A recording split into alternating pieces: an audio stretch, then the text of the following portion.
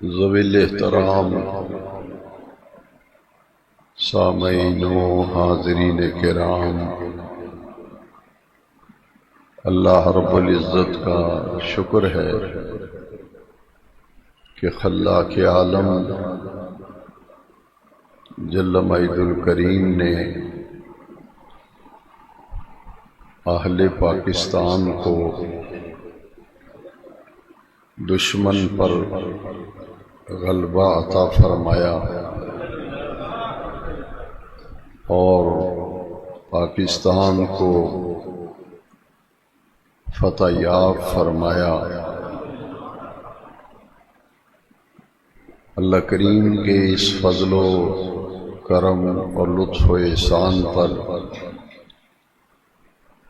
پوری پاکستانی قوم آج یوم تشکر منا رہی ہے کہ کسی بڑے خطرے اور بڑے نقصان سے اللہ کریم نے ہمارے وطن عزیز کو اور ہمارے پیارے ہم وطنوں کو اللہ کریم نے محفوظ رکھا۔ بھارت کی جارحیت کا افواج پاکستان نے منہ توڑ جواب دیا اور ان کی طرف سے کیے گئے جارحیت کے اقدامات جو کہ پاکستان پر اٹیک کی صورت میں تھے، اس کا بھرپور اور ٹیکنیکلی بڑی جرأت، بہادری، بڑی دلیری اور بڑی استقامت کے ساتھ عین موقع پر جواب دیا۔ ہم پاکستانی افواج بری، بحری اور فضائی افواج کو خراج تحسین پیش کرتے ہیں اور پاکستانی افواج کے لیے صمیم قلب سے دعا گو ہیں کہ اللہ رب العزت ہماری افواج کو جنگی مہارت میں اور دشمن کے جارحانہ اقدام کا جواب دینے کے لیے مزید جرأت، بہادری، دلیری اور سامان حرب اللہ کریم انہیں نصیب فرمائے۔ اس آپریشن کا نام قرآن مجید کی آیت مقدسہ سے دو لفظ لے کر اس آپریشن کا نام آپریشن بنیان مرصوص رکھا گیا۔ ایک تو یہ برکت حاصل ہوئی اور دوسری برکت یہ ملی کہ حضور نبی کریم صلی اللہ علیہ وسلم جب بھی دشمن سے مارکے کے لیے، جہاد، قتال کے لیے نکلتے تھے تو حضور کی عادت مبارکہ تھی کہ نماز فجر باجماعت ادا کر کے دعائیں مانگ کر اللہ کریم کی بارگاہ میں سجدہ ریز ہو کر پھر اللہ کا نام لے کر دشمن سے مقابلے کے لیے آپ نکلتے تھے۔ جن لوگوں نے اپنی آنکھوں سے وہ مناظر دیکھے ہیں، نماز باجماعت کا جو منظر تھا وہ بڑا ہی ایمان افروز اور بڑا ہی روحانی منظر تھا کہ تمام فوجیوں نے ایک ہی وردی میں ملبوس اور نماز کے اندر جو ڈسپلن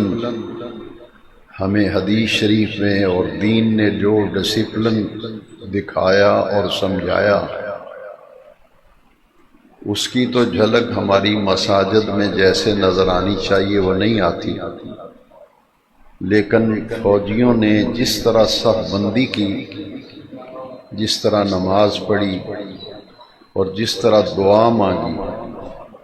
ان کے دعا مانگنے کا انداز بھی بڑا رکت انگیز تھا۔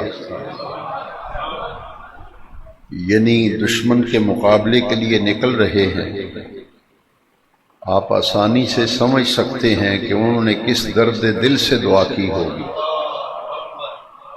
ان کے ہاتھ اٹھانے کا انداز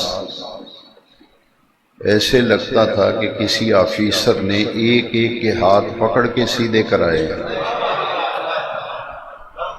ان فوجیوں کی اس تصویری منظرنامے کو دوبارہ دیکھیں، کوئی آپ کو ایسے دعا مانگتا نظر نہیں آئے گا۔ وہاں جتنے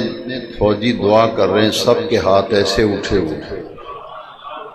جس سے محسوس ہوتا ہے کہ ان کے دل بھی دعا گو ہیں، ان کا ذہن بھی دعا گو ہے، ان کی سوچ بھی دعا گو ہے۔ سنت کے مطابق اور سنت طریقے کے مطابق نماز فجر پڑھ کے آپریشن کا نام بھی قرآن کی آیت سے لیا، بنیان مرصوص، اور پھر جو اللہ اکبر کی صدائے دل نواز بلند کی، اس سے ہمت اور حوصلہ بڑھا، اور اللہ رب العزت نے چند گھنٹوں کے اندر ہی پاکستان کو فتح نصرت عطا فرمائی۔ اس پر ہم اپنے رب ذوالجلال کا شکر ادا کرتے ہیں۔ جب فتح مل جائے تو ناچ گانے کی بجائے شکرانے کے نفل پڑھنے چاہیے، کیونکہ یہ کامیابی ہمیں اس لیے اچھی لگی کہ اس ملک کی بنیاد جو ہے وہ قرآن و سنت پہ رکھی گئی، اور وہ ہمارا یہ نعرہ تھا کہ پاکستان کا مطلب لا الہ الا اللہ، اور جو ریاست پاکستان ہم بنانا چاہ رہے ہیں اس کا دستور ہوگا محمد رسول اللہ۔ تو کلمے کی بنیاد پر اس ملک کے بننے پر اللہ کریم نے ہمیں جو موقع دیا، اس ملک کے دشمنوں سے مقابلے میں ہماری افواج کا کردار جو ہے وہ بڑا مثالی رہا، اور ہم اسے سراہتے ہیں، خراج تحسین پیش کرتے ہیں، ہدیہ تبریک پیش کرتے ہیں، اور افواج پاکستان کے لیے سلامتی عافیت کے لیے دعا گو ہیں۔ اللہ ہمارے ملک کی حفاظت فرمائے، اور بھارت کو اب یہ سمجھ لینا چاہیے کہ پاکستان سے الجھنا اچھا نتیجہ نہیں ہوگا، اور اس کے بعد اگر انڈیا نے، بھارت نے دوبارہ کوشش کی، جارحیت کی، تو آپ دیکھیں گے کہ ہماری فوج اتنی مضبوط ہے کہ اب جو جواب دیا جائے گا پھر بھارت اسے برداشت نہیں کر سکے گا۔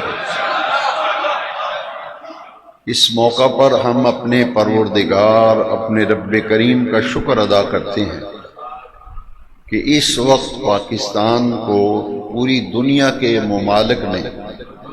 خاص طور پر وہ ممالک جو سپر پاور سمجھے جاتے ہیں، جو ممالک اپنے آپ کو بڑا طاقتور سمجھتے ہیں، ان کی عسکری قیادت نے بھی اس بات کو تسلیم کیا ہے کہ پاکستان کی جو فضائی فوج ہے وہ اتنی مضبوط اور مستحکم ہے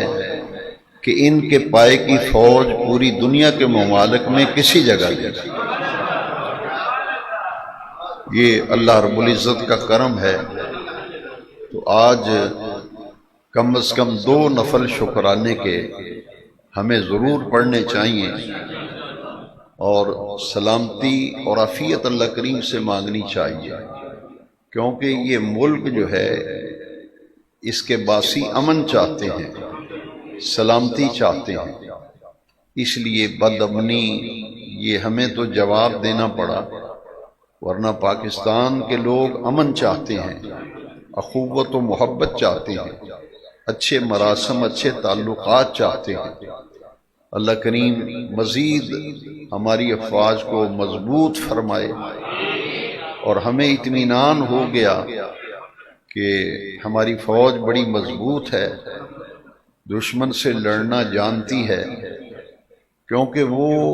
جب میدان جنگ میں بھارتی فوجی جاتے ہیں انہیں فکر ہوتی ہے جان بچانے کی، ہماری فوج کو ان کی کوشش ہوتی ہے شہادت کا مرتبہ مل جائے، وہ جان بچاتے ہیں، ہمارے جان قربان کرتے ہیں۔